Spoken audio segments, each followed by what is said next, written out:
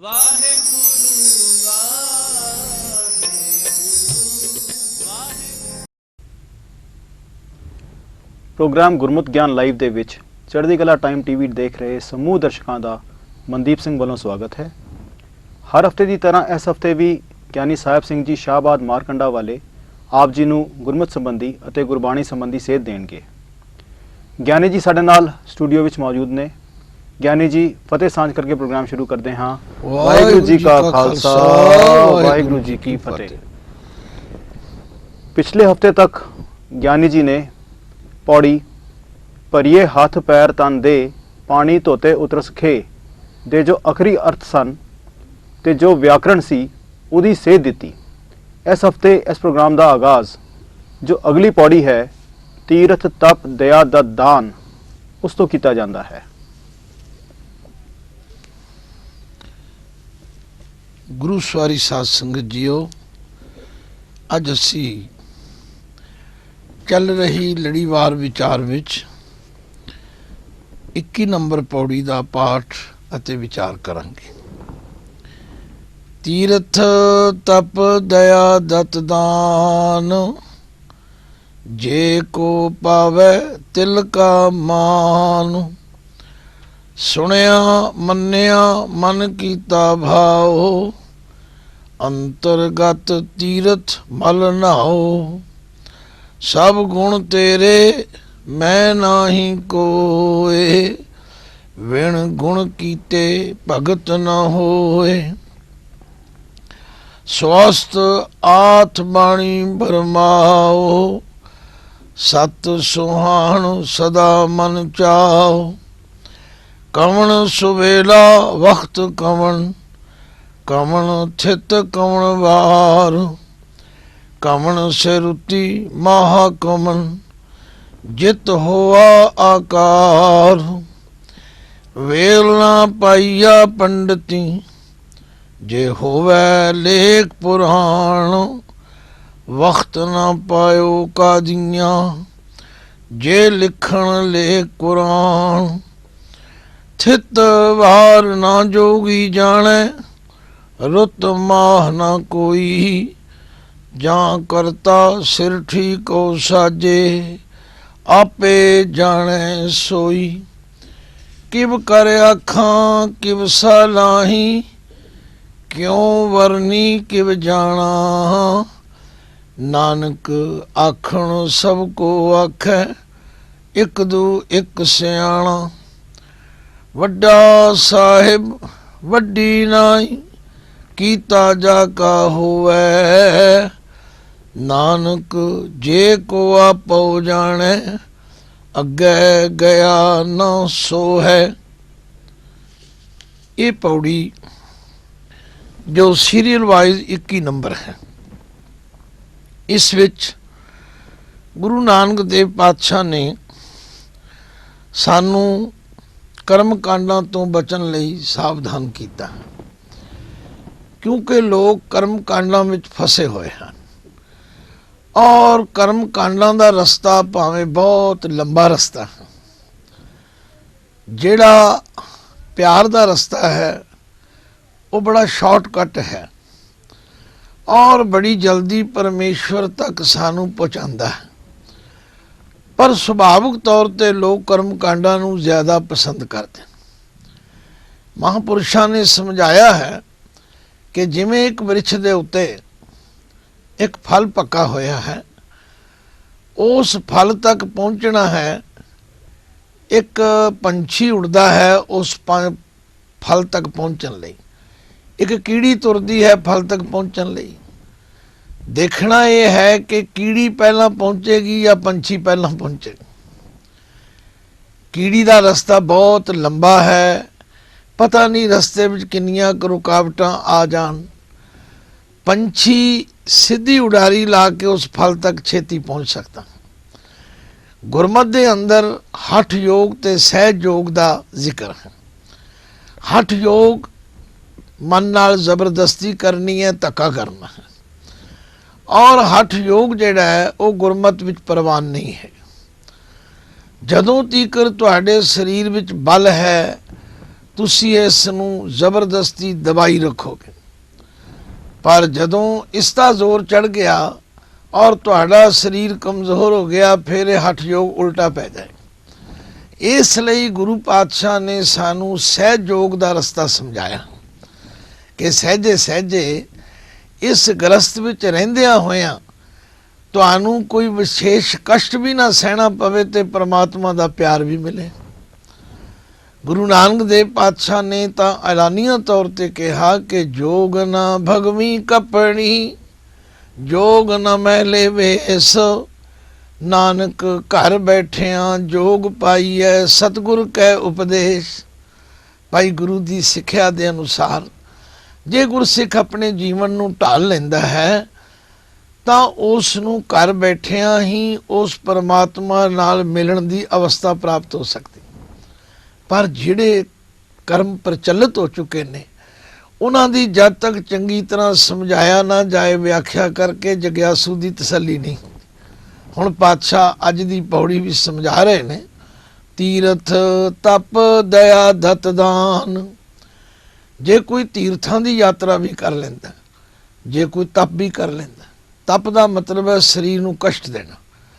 ਜਿਵੇਂ ਲੋਕ ਪੁੱਠੇ ਲਟਕਦੇ ਹਨ, ਧੂਣੀਆਂ ਤਾਪਦੇ ਹਨ, ਸਰਦੀਆਂ ਦੇ ਉੱਤੇ ਜਲ ਧਾਰੇ ਕਰਦੇ ਹਨ, ਔਰ ਹੋਰ ਕਈ ਤਰ੍ਹਾਂ ਦੇ ਕਰਮ ਕਾਂਡ ਨੇ ਜਿਨ੍ਹਾਂ ਦੀ ਗਿਣਤੀ ਨਹੀਂ ਕੀਤੀ ਜਾ ਸਕਦੀ। ਜੋਗੀਆਂ ਦੇ 84 ਆਸਣ ਹਨ, ਜਿਨ੍ਹਾਂ ਆਸਣਾਂ ਨੂੰ ਕਰਦਿਆਂ ਕਈ ਵਾਰੀ ਕਰਨ ਵਾਲੇ ਦੀ ਮੌਤ ਵੀ ਹੋ ਜਾਂਦੀ। ਮਹਾਰਾਜ ਕਹਿੰਦੇ ਨੇ ਜੇ ਕੋਈ ਤੀਰਥਾਂ ਤੇ ਵੀ ਜਾ ਆਵੇ, ਤਪ ਵੀ ਕਰ ਲਵੇ ਔਰ ਦਇਆ ਵਿੱਚ ਆ ਕੇ ਲੋੜਵੰਦਾਂ ਨੂੰ ਦਾਨ ਵੀ ਦੇ ਦੇਵੇ, ਕਹਿੰਦੇ ਇਹਨਾਂ ਕੀਤੇ ਹੋਏ ਕਰਮਾਂ ਦਾ ਜੇ ਕੋਈ ਫਲ ਮਿਲੇਗਾ ਤੇ ਤਿਲ ਜਿੰਨਾ। ਤਿਲ ਦਾ ਮਤਲਬ ਹੈ ਬਹੁਤ ਥੋੜਾ। ਤੀਰਥ ਤਪ ਦਇਆ ਦਤ ਦਾਨ, ਜੇ ਕੋ ਪਾਵੇ ਤਿਲ ਕਾ ਮਾਨ। ਤਿਲ ਦੇ ਲੱਲੇ ਨੂੰ ਔਂਕੜ ਹੈ ਜਿਸ ਦਾ ਮਤਲਬ ਹੈ ਤਿਲ ਜਿੰਨਾ, ਨਾ ਤਿਲ ਕਾ, ਤਿਲ ਦੇ ਨਾਲ ਕਾ ਆ ਗਿਆ, ਇਸ ਕਰਕੇ ਤਿਲ ਕਾ ਮਾਨ, ਥੋੜਾ ਜਿੰਨਾ ਉਸ ਨੂੰ ਮਾਣ ਮਿਲੇਗਾ। ਭਾਵ ਇਹਨਾਂ ਕੀਤੇ ਹੋਏ ਕਰਮਾਂ ਦਾ ਜੇ ਉਸ ਨੂੰ ਕੋਈ ਫਲ ਮਿਲੇਗਾ ਤੇ ਬਹੁਤ ਥੋੜਾ। ਪਰ ਸਤਿਗੁਰੂ ਫਰਮਾਉਂਦੇ ਨੇ ਇਹਦੇ ਮੁਕਾਬਲੇ ਵਿੱਚ ਸੁਣਿਆ ਮੰਨਿਆ ਮਨ ਕੀਤਾ ਭਾਵ।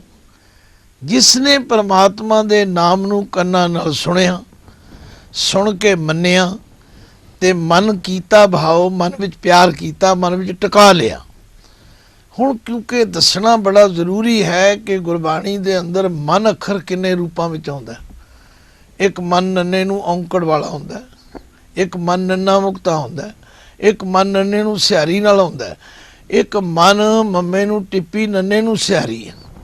ਇਸ ਤੋਂ ਇਲਾਵਾ ਮਨੋ ਮਨੈ ਹੋਰ ਮਨਾ ਸ਼ਬਦ ਵੀ ਆਉਂਦੇ ਨੇ, ਪਰ ਜਿਹੜੇ ਆਮ ਪ੍ਰਚਲਿਤ ਨੇ ਉਹਨਾਂ ਦਾ ਦੱਸਣਾ ਬਹੁਤ ਜ਼ਰੂਰੀ ਹੈ। ਇਹ ਜਿਹੜੀਆਂ ਲਗਾ ਮਾਤਰਾਂ ਦਾ ਲੱਗਣਾ ਤੇ ਹਟਣਾ ਇਹ ਵਿਆਕਰਨਕ ਰੂਪ ਹੈ। ਜਦੋਂ ਮਨ ਦਾ ਨੰਨਾ ਔਂਕੜ ਹੋਵੇਗਾ ਉਹ ਇੱਕ ਮਨ ਦੀ ਗੱਲ ਹੈ। ਮੇਰਾ ਮਨ ਇੱਥੇ ਨਹੀਂ ਲੱਗਦਾ, ਮੇਰਾ ਮਨ ਨਹੀਂ ਟਿਕਦਾ, ਉਦੋਂ ਮਨ ਨੰਨੇ ਨੂੰ ਔਂਕੜ ਹੋਵੇਗਾ। ਪਰ ਜਦੋਂ ਅਸੀਂ ਮਨ ਨੂੰ ਸੰਬੋਧਨ ਕਰਨਾ ਹੈ, ਇਹ ਮਨ ਪਿਆਰਿਆ ਸੁਣ ਮਨ ਮੇਰਿਆ, ਉਦੋਂ ਮਨ ਦਾ ਨੰਨਾ ਮੁਕਤਾ ਹੋਵੇਗਾ। ਪਰ ਜਦੋਂ ਮਨ ਦੇ ਨੰਨੇ ਨੂੰ ਸਿਹਾਰੀ ਹੋਵੇਗੀ ਉਹਦਾ ਅਰਥ ਹੈ ਮਨ ਵਿੱਚ, ਮਨ ਦੁਆਰਾ। ਔਰ ਜਦੋਂ ਮਨ ਦੇ ਮੰਮੇ ਨੂੰ ਟਿੱਪੀ ਹੋਵੇਗੀ, ਨੰਨੇ ਨੂੰ ਸਿਹਾਰੀ ਵੀ ਹੋਵੇਗੀ, ਉਹਦਾ ਮਤਲਬ ਮੰਨਣ ਤੋਂ ਹੈ। ਜਿਵੇਂ ਅਸੀਂ ਪਿੱਛੇ ਵਿਚਾਰ ਚੁੱਕੇ ਹਾਂ ਕਿ ਐਸਾ ਨਾਮ ਨਿਰੰਜਨ ਹੋਏ, ਜੇ ਕੋ ਮਨ ਜਾਣੇ ਮਨ ਕੋਏ। ਇੱਥੇ ਹੁਣ ਜਿਹੜਾ ਮਨ ਆਇਆ, ਮਨ ਦੇ ਨੰਨੇ ਨੂੰ ਸਿਹਾਰੀ, ਸੁਣਿਆ ਮੰਨਿਆ ਮਨ ਕੀਤਾ ਭਾਵ। ਜਿਨ੍ਹਾਂ ਨੇ ਪਰਮਾਤਮਾ ਦੇ ਨਾਮ ਨੂੰ ਸੁਣਿਆ, ਜਿਨ੍ਹਾਂ ਨੇ ਪਰਮਾਤਮਾ ਦੇ ਨਾਮ ਨੂੰ ਮੰਨ ਲਿਆ ਤੇ ਜਿਨ੍ਹਾਂ ਨੇ ਮਨ ਵਿੱਚ ਉਹਦੇ ਲਈ ਪ੍ਰੇਮ ਕੀਤਾ, ਭਾਵ ਉਸ ਨੂੰ ਆਪਣੇ ਮਨ ਵਿੱਚ ਟਿਕਾ ਲਿਆ, ਮਨ ਵਿੱਚ ਵਸਾ ਲਿਆ। ਮਹਾਰਾਜ ਕਹਿੰਦੇ ਨੇ ਅੰਤਰਗਤ ਤੀਰਥ ਮਲ ਨਾਓ। ਅੰਤਰਗਤ ਤੀਰਥ ਦਾ ਮਤਲਬ ਹੈ ਜੋ ਸਾਡੇ ਅੰਦਰ ਤੀਰਥ। ਸਾਡੇ ਅੰਦਰ ਤੀਰਥ ਕੀ ਹੈ? ਪਰਮਾਤਮਾ ਦੀ ਜੋ ਜੋਤ ਹੈ, ਪਰਮਾਤਮਾ ਦਾ ਜੋ ਪ੍ਰਕਾਸ਼ ਹੈ, ਉਹਦੀ ਜੋ ਸੱਤਿਆ ਸਾਡੇ ਅੰਦਰ ਹੈ, ਜਿਸ ਦੇ ਕਾਰਨ ਮੈਂ ਬੋਲ ਰਿਹਾ, ਤੁਸੀਂ ਸੁਣ ਰਹੇ ਹੋ। ਕਹਿੰਦੇ ਉਹ ਫਿਰ ਅੰਦਰਲੇ ਤੀਰਥ ਉੱਤੇ ਮਲ ਮਲ ਕੇ ਇਸ਼ਨਾਨ ਕਰਦਾ, ਭਾਵ ਉਸ ਦੀ ਅੰਦਰਲੇ ਤੀਰਥ ਨਾਲ ਸਾਂਝ ਬਣ ਜਾਂਦੀ ਹੈ। ਤੇ ਜਿਹੜਾ ਬਾਹਰਲੇ ਕਰਮ ਕਾਂਡਾਂ ਵਿੱਚ ਫਸਿਆ ਹੋਇਆ ਉਹ ਬਾਹਰ ਤੱਕ ਹੀ ਰਹਿ ਜਾਂਦਾ ਹੈ। ਫਿਰ ਧਿਆਨ ਦਿਓ, ਤੀਰਥ ਤਪ ਦਇਆ ਦਤ ਦਾਨ, ਜੇ ਕੋ ਪਾਵੈ ਤਿਲ ਕਾ ਮਾਨ। ਸੁਣਿਆ ਮੰਨਿਆ ਮਨ ਕੀਤਾ ਭਾਓ, ਅੰਤਰਗਤ ਤੀਰਥ ਮਲ ਨਹਾਓ। ਇਹ ਜਿਹੜਾ ਮਲ ਦੇ ਲੱਲੇ ਨੂੰ ਸਿਆਰੀ ਹੈ, ਮਲ ਮਲ ਕੇ ਨਹਾਓ। ਇਹਨੂੰ ਨਾਉ ਨਹੀਂ ਪੜਨਾ, ਨਾਉ ਨਹੀਂ ਕਹਿਣਾ। ਨਾਉ ਕਹਾਂਗੇ ਨਾਮ ਦੀ ਗੱਲ ਹੋ ਜਾਏਗੀ, ਨਾਉ ਕਹਾਂਗੇ ਬੇੜੀ ਦੀ ਗੱਲ ਹੋ ਜਾਏਗੀ। ਇਹ ਹੈ ਨਹਾਓ। ਉਹ ਫਿਰ ਮਲ ਮਲ ਕੇ ਅੰਦਰਲੇ ਤੀਰਥ ਉੱਤੇ ਇਸ਼ਨਾਨ ਕਰਦਾ। ਬਈ ਇਹ ਹੈ ਗੁਰਮਤ ਦਾ ਤਰੀਕਾ। ਸੁਣਿਆ ਮੰਨਿਆ ਮਨ ਕੀਤਾ ਭਾਓ, ਅੰਤਰਗਤ ਤੀਰਥ ਮਲ ਨਹਾਓ। ਤੇ ਜਿਹੜਾ ਅੰਦਰਲੇ ਤੀਰਥ ਤੇ ਇਸ਼ਨਾਨ ਕਰਦਾ ਉਹਦੀ ਹਉਮੈ ਦੀ ਮੈਲ ਮੁੱਕ ਜਾਂਦੀ। ਜਦੋਂ ਕਿ ਬਾਹਰਲੇ ਕਰਮ ਕਾਂਡ ਕਰਨ ਵਾਲੇ ਨੂੰ ਹਉਮੈ ਹੀ ਹਉਮੈ ਹੈ। ਮੈਂ ਇੰਨੀ ਵਾਰੀ ਤੀਰਥਾਂ ਤੇ ਗਿਆ, ਮੈਂ ਇੰਨਾ ਦਾਨ ਕੀਤਾ। ਮੈਂ ਕੱਲ ਵੀ ਦੱਸ ਰਿਹਾ ਸੀ ਕਿ ਦਾਨ ਹਮੇਸ਼ਾ ਉਹ ਪ੍ਰਵਾਨ ਹੈ ਜਿਹੜਾ ਕਰਕੇ ਭੁੱਲ ਜਾਓ। ਗੁਰੂ ਤੇਗ ਬਹਾਦਰ ਜੀ ਦਾ ਬਚਨ ਤੁਸੀਂ ਪੜ੍ਹਦੇ ਹੋ, ਤੀਰਥ ਬਰਤ ਅਰ ਮਨ ਦਾਨ ਕਰ, ਮਨ ਮੈਂ ਧਰੈ ਗੁਮਾਨ। ਨਾਨਕ ਨੇਫਲ ਜਾਤ ਤੇ ਜਿਉ ਕੁੰਚਰ ਇਸ਼ਨਾਨ। ਹੁਣ ਜਿਹੜਾ ਇਹੋ ਜਿਹੇ ਕਰਮ ਨੇ, ਜਿਨ੍ਹਾਂ ਕਰਮਾਂ ਦੇ ਕਰਨ ਕਰਕੇ ਅਭਿਮਾਨ ਆ ਜਾਏ, ਉਹ ਤਾਂ ਸਗੋਂ ਮਨੁੱਖ ਲਈ ਨੁਕਸਾਨਦੇਹ ਹੋ ਗਏ। ਤਾਂ ਮਹਾਰਾਜ ਕਹਿੰਦੇ ਨੇ ਜਿਹੜਾ ਅੰਦਰਲੇ ਤੀਰਥ ਤੇ ਨਹਾਉਂਦਾ ਹੈ, ਜਿਹੜਾ ਪਰਮੇਸ਼ਵਰ ਦੇ ਨਾਮ ਨੂੰ ਸੁਣਦਾ ਮੰਨਦਾ ਤੇ ਮਨ ਵਿੱਚ ਪ੍ਰੇਮ ਕਰਦਾ, ਉਹਦੀ ਅਵਸਥਾ ਕੀ ਬਣਦੀ ਹੈ? ਸਭ ਗੁਣ ਤੇਰੇ ਮੈਂ ਨਾਹੀ ਕੋਏ। ਉਹ ਕਹਿੰਦਾ ਹੇ ਅਕਾਲ ਪੁਰਖ ਜੀ, ਇਹ ਸਾਰੇ ਗੁਣ ਤੁਹਾਡੇ ਹਨ, ਇਹ ਮੇਰੇ ਵਿੱਚ ਕੋਈ ਗੁਣ ਨਹੀਂ। ਉਹਦੇ ਅੰਦਰ ਨਿਮਰਤਾ ਆ ਜਾਂਦੀ ਹੈ, ਉਹ ਅਹੰਕਾਰ ਤੋਂ ਰਹਿਤ ਹੋ ਜਾਂਦਾ ਹੈ। ਔਰ ਨਾਲ ਹੀ ਕਹਿੰਦਾ ਵਿਣ ਗੁਣ ਕੀਤੇ ਭਗਤ ਨਾ ਹੋਏ। ਜੇ ਤੁਸੀਂ ਨਾ ਕਿਰਪਾ ਕਰੋ, ਜੇ ਤੁਸੀਂ ਨਾ ਮੈਨੂੰ ਇਹ ਗੁਣ ਬਖਸ਼ੋ, ਮੈਂ ਭਗਤੀ ਕਿਵੇਂ ਕਰ ਸਕਦਾ? ਹੁਣ ਭਗਤ ਅੱਖਰ ਵੀ ਗੁਰਬਾਣੀ ਵੀ 3 ਰੂਪਾਂ ਵਿੱਚ ਹੈ। ਇੱਕ ਭਗਤ ਹੈ ਤੱਤੇ ਨੂੰ ਔਂਕੜ ਨਾਲ, ਇੱਕ ਭਗਤ ਹੈ ਤੱਤਾ ਮੁਕਤਾ, ਇੱਕ ਭਗਤ ਹੈ ਤੱਤੇ ਨੂੰ ਸਿਹਾਰੀ ਨਾਲ। ਜਿਹੜਾ ਭਗਤ ਤੱਤੇ ਨੂੰ ਔਂਕੜ ਵਾਲਾ ਹੈ ਉਹ ਸਿੰਗੂਲਰ ਇੱਕ ਵਚਨ ਇੱਕ ਭਗਤ ਵਾਸਤੇ ਹੈ। ਪਰ ਜਦੋਂ ਭਗਤ ਦੇ ਤੱਤੇ ਦਾ ਔਂਕੜ ਹਟ ਜਾਏਗਾ, ਉਹ ਪਲੂਰਲ ਬਹੁ ਵਚਨ ਬਹੁਤੇ ਭਗਤਾਂ ਲਈ ਬਣ ਜਾਏਗਾ। ਪਰ ਜਦੋਂ ਭਗਤ ਦੇ ਤੱਤੇ ਨੂੰ ਸਿਹਾਰੀ ਲੱਗ ਜਾਏਗੀ, ਉਹ ਭਗਤੀ ਵਾਸਤੇ ਹੋ ਜਾਏਗਾ। ਤਾਂ ਜਿਹੜਾ ਇਸ ਅੰਦਰਲੇ ਤੀਰਥ ਤੇ ਇਸ਼ਨਾਨ ਕਰਦਾ, ਜਿਸ ਨੂੰ ਇਹ ਗਿਆਨ ਹੋ ਜਾਂਦਾ ਹੈ ਕਿ ਉਹ ਵਾਹਿਗੁਰੂ ਦੀ ਕਿਰਪਾ ਨਾਲ ਇਹ ਸਭ ਕੁਝ ਹੋਇਆ ਹੈ, ਉਹਦੇ ਅੰਦਰ ਫਿਰ ਨਿਮਰਤਾ ਆ ਜਾਂਦੀ। ਉਹ ਕਹਿੰਦਾ ਹੇ ਅਕਾਲ ਪੁਰਖ ਜੀ, ਸਭ ਗੁਣ ਤੇਰੇ ਮੈਂ ਨਾਹੀ ਕੋਏ, ਵਿਣ ਗੁਣ ਕੀਤੇ ਭਗਤ ਨਾ ਹੋਏ। ਜੇ ਤੁਸੀਂ ਨਾ ਮੇਰੇ ਤੇ ਬਖਸ਼ਿਸ਼ ਕਰੋ, ਮੈਂ ਕਿਵੇਂ ਭਗਤੀ ਕਰ ਸਕਦਾ?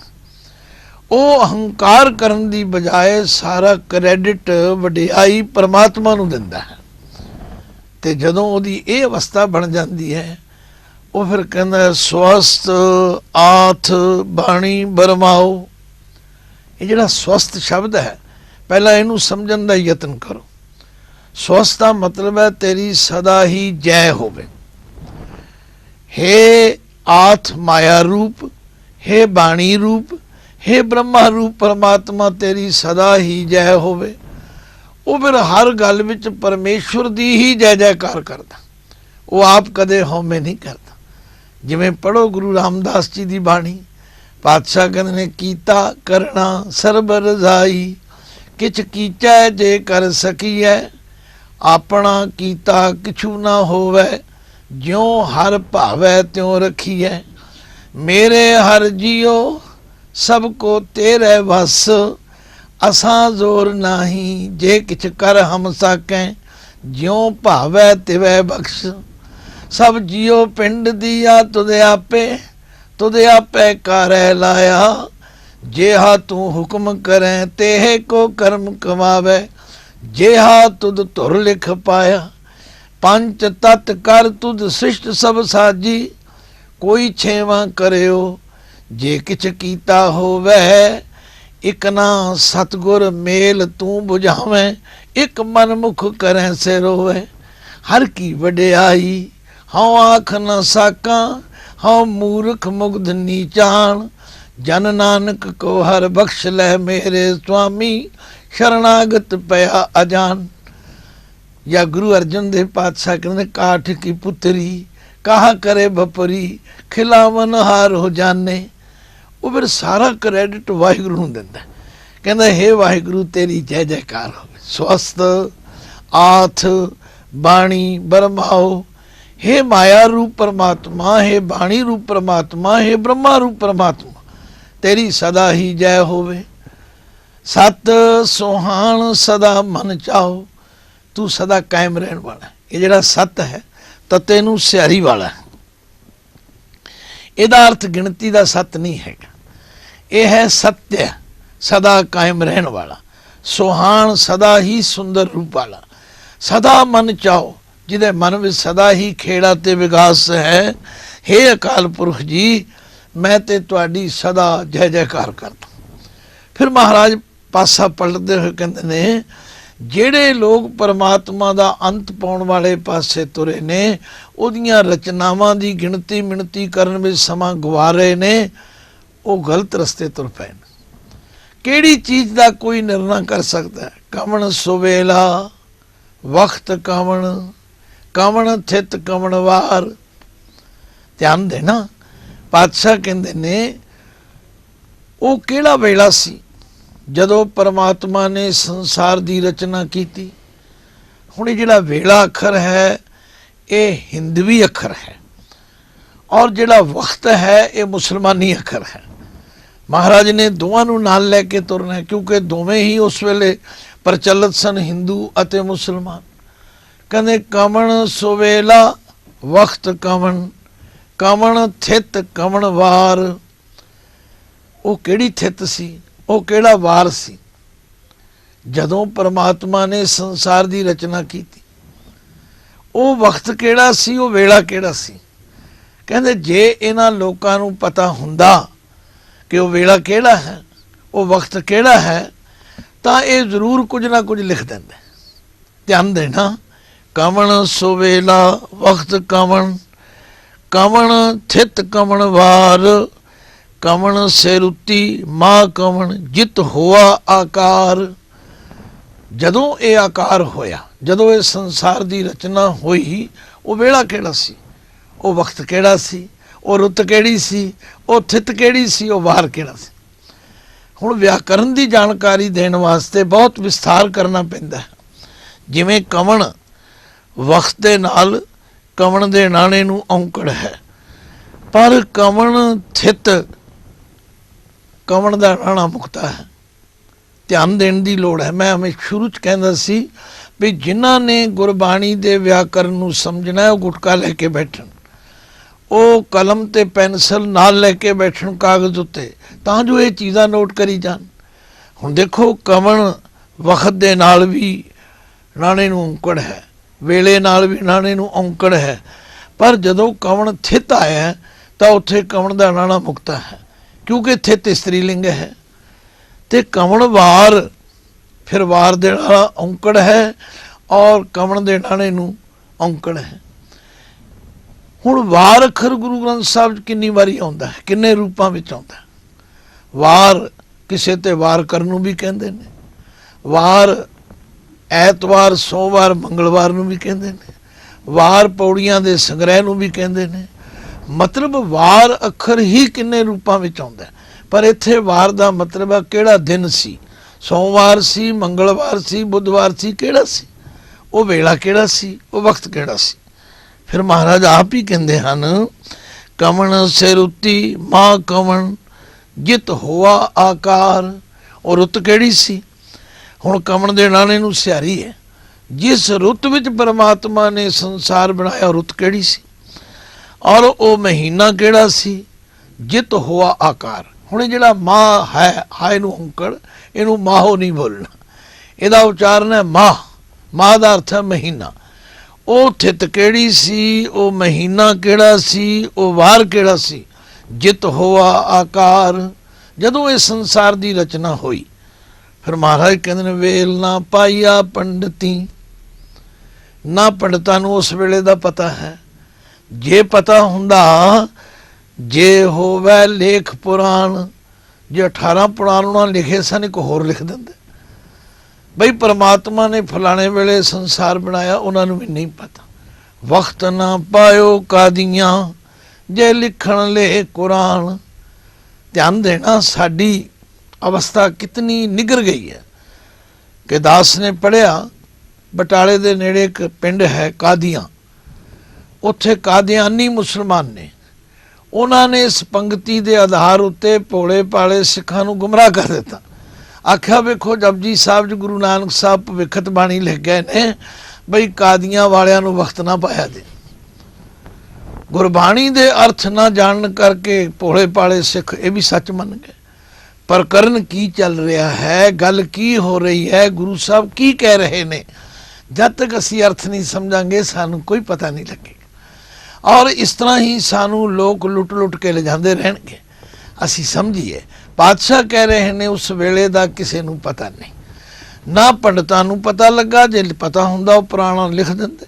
ਵਕਤ ਨਾ ਪਾਇਓ ਕਾਦੀਆਂ, ਕਾਦੀਆਂ ਨੂੰ ਇਹ ਕਾਜ਼ੀਆਂ ਦਾ, ਕਾਜ਼ੀ ਦਾ ਸਮੂਹ ਕਾਦੀਆਂ, ਕਿਉਂਕਿ ਅਸਲ ਸ਼ਬਦ ਕਾਜ਼ੀ ਹੈ, ਪਰ ਗੁਰਬਾਣੀ ਵਿੱਚ ਮਹਾਰਾਜ ਨੇ ਇਹਨੂੰ ਕਾਦੀ ਕਰਕੇ ਵਰਤਿਆ। ਆਖਿਆ ਕਾਜ਼ੀਆਂ ਨੂੰ ਵੀ ਉਸ ਵਕਤ ਦਾ ਪਤਾ ਨਹੀਂ ਲੱਗਾ, ਜੇ ਪਤਾ ਲੱਗ ਜਾਂਦਾ, ਜੇ ਲਿਖਣ ਲੇਖ ਕੁਰਾਨ, ਉਹ ਵੀ ਕੁਰਾਨ ਵਿੱਚ ਕਿਤੇ ਲਿਖ ਦਿੰਦੇ। ਜਿਵੇਂ ਉਹਨਾਂ ਨੇ ਹੋਰ ਆਇਤਾਂ ਇਕੱਠੀਆਂ ਕਰਕੇ ਕੁਰਾਨ ਸ਼ਰੀਫ ਲਿਖ ਦਿੱਤਾ ਹੈ, ਇਹ ਵੀ ਵਰਣਨ ਕਰ ਦਿੰਦੇ, ਪਰ ਉਹਨਾਂ ਨੂੰ ਵੀ ਨਹੀਂ ਪਤਾ। ਥਿਤ ਵਾਰ ਨਾ ਜੋਗੀ ਜਾਣੈ, ਰੁੱਤ ਮਾਹ ਨਾ ਕੋਈ। ਆਖਿਆ ਜੋਗੀਆਂ ਨੂੰ ਵੀ ਨਹੀਂ ਪਤਾ ਉਹ ਕਿਹੜੀ ਥਿਤ ਸੀ, ਏਕਮ ਸੀ ਕਿ ਦੂਜ ਸੀ, ਤੀਜ ਸੀ ਕਿ ਚੌਥ ਸੀ, ਪੰਚਮੀ ਸੀ ਕਿ ਛਠ ਸੀ, ਉਹਨਾਂ ਨੂੰ ਉਸ ਥਿਤ ਦਾ ਵੀ ਨਹੀਂ ਪਤਾ। ਥਿਤ ਵਾਰ ਨਾ ਜੋਗੀ ਜਾਣੈ, ਨਾ ਥਿਤ ਦਾ ਪਤਾ ਹੈ ਜੋਗੀਆਂ ਨੂੰ, ਨਾ ਵਾਰ ਦਾ ਪਤਾ। ਰੁੱਤ ਮਾਹ ਨਾ ਕੋਈ, ਨਾ ਉਹ ਕਿਸੇ ਰੁੱਤ ਬਾਰੇ ਜਾਣਦੇ ਨੇ, ਨਾ ਕਿਸੇ ਮਹੀਨੇ ਬਾਰੇ ਜਾਣਦੇ ਨੇ। ਹੁਣ ਪਾਤਸ਼ਾਹ ਆਪਣਾ ਫੈਸਲਾ ਦੇਣ ਲੱਗੇ ਨੇ, ਕਹਿੰਦੇ ਜਾਂ ਕਰਤਾ ਸਿਰ ਠੀਕ ਕੋ ਸਾਜੇ।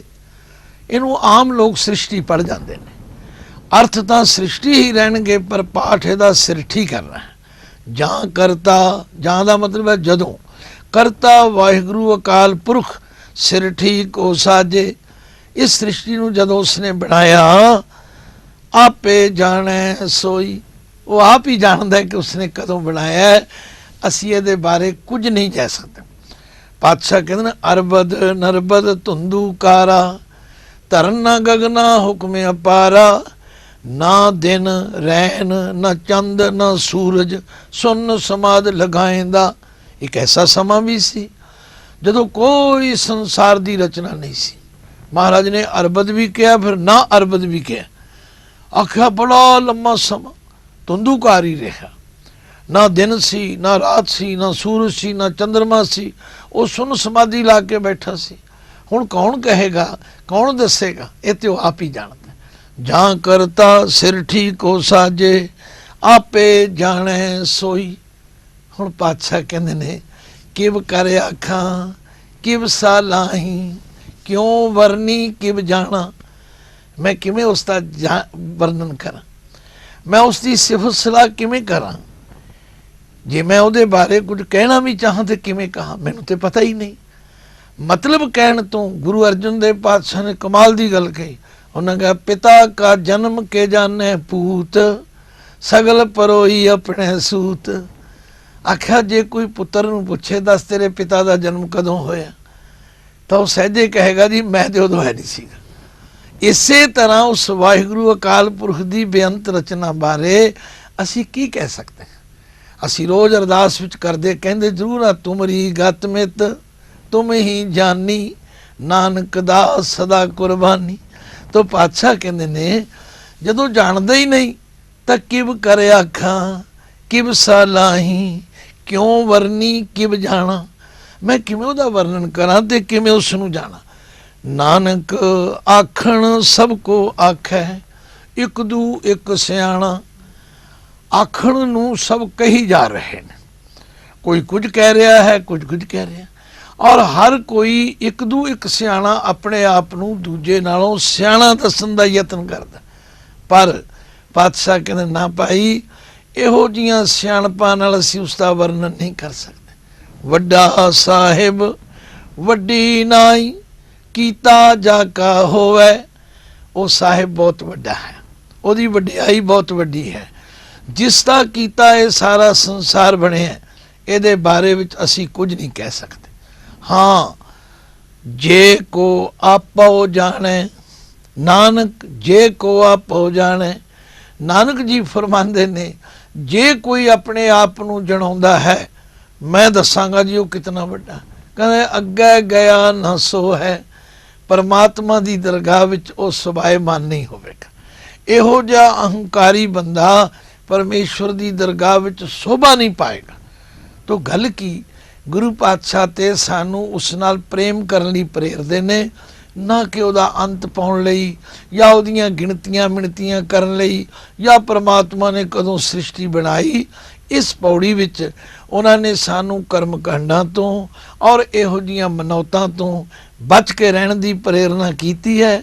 ਤੇ ਕੋਈ ਵੀ ਗੁਸਤਾਖੀ ਦਾ ਸ਼ਬਦ ਨਾ ਕਹੀਏ, ਬਲਕਿ ਇਹ ਕਹੀਏ, ਹੇ ਅਕਾਲ ਪੁਰਖ ਤੁਮਰੀ ਗਤ ਮਿਤ ਤੁਮ ਹੀ ਜਾਨੀ, ਨਾਨਕ ਦਾਸ ਸਦਾ ਕੁਰਬਾਨੀ।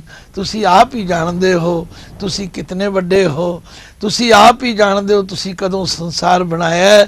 ਸਾਨੂੰ ਇਹ ਕੁਝ ਜਾਣਨ ਦੀ ਸਮਰੱਥਾ ਨਹੀਂ। ਗਿਆਨੀ ਜੀ ਨੇ ਬੜੇ ਹੀ ਪਿਆਰ ਨਾਲ ਸਾਨੂੰ ਇਸ ਪੌੜੀ ਦੇ ਅਖਰੀ ਅਰਥ ਅਤੇ ਵਿਆਕਰਣ ਅਰਥ ਸਮਝਾਏ ਨੇ। ਹੁਣ ਸਮਾਂ ਹੋ ਚੱਲਿਆ ਇੱਕ ਛੋਟੇ ਜਿਹੇ ਬ੍ਰੇਕ ਦਾ। ਬ੍ਰੇਕ ਤੋਂ ਬਾਅਦ ਅਸੀਂ ਤੁਹਾਨੂੰ ਮੁੜ ਮਿਲਦੇ ਹਾਂ ਪ੍ਰੋਗਰਾਮ ਗੁਰਮਤਿ ਗਿਆਨ ਲਾਈਵ ਵਿੱਚ। ਸਾਨੂੰ ਇਜਾਜ਼ਤ ਦਿਓ।